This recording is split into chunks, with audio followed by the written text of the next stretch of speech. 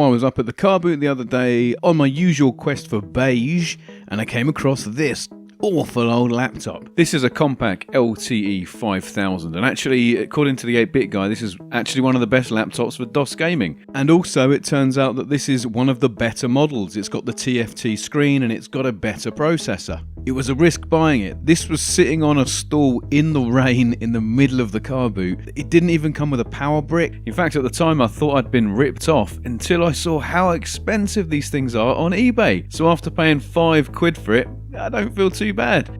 First of all, I need to check if it boots, and it does. It boots immediately into Windows 95. Absolutely over the moon about that. All isn't absolutely perfect. The CMOS battery is completely dead, and I can't seem to find a replacement for that. If anybody knows how to get a replacement, please leave a comment and let me know. The first thing I did when I turned it on is I just wanted to have a look at the specs. I didn't know anything about the inside of it. And as you can see, this thing is an MLG beast. Look at all that RAM. Outrageous. One thing I do want to do is I had a quick look on the hard drive. And yeah, you've seen it. The guy who had the he had this on his computer. Right, so I want to get the whole thing cleaned. First things first. I wanted to take the whole thing apart and take the keyboard out.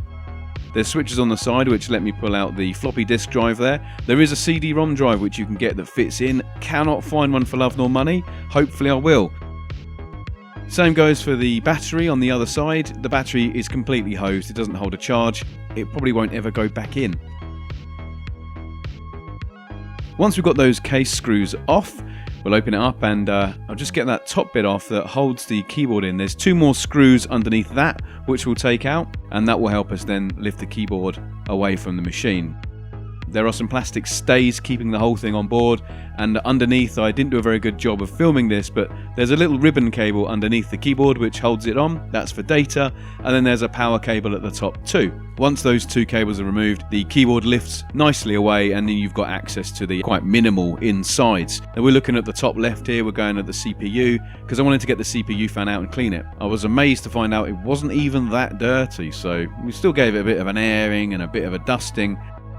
So now we're getting on to cleaning the keyboard. I use a paintbrush to knock all the dust and the debris out from underneath, and then I use just some alcohol wet wipes just to wipe away most of the grime.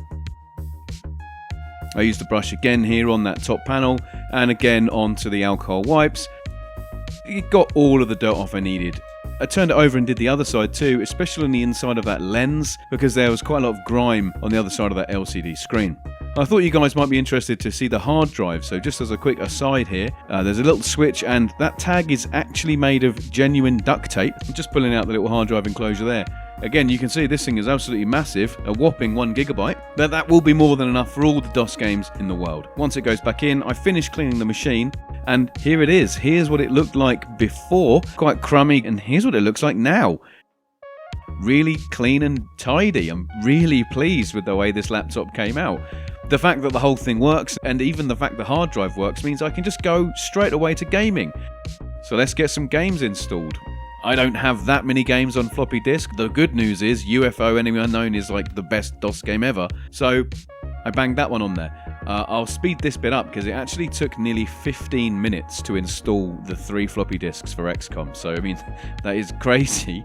Cool fact about this laptop, McLaren actually use a laptop from the same series when they serviced the F1. If a laptop of this age is good enough for the one-time world's fastest road car, then it's good enough for me to play DOS games on. Thanks very much for watching. If you're interested, hit subscribe for upcoming episodes of the Crap Top Chronicles, and I'll see you next time. Thanks very much for watching. Please subscribe to the game show.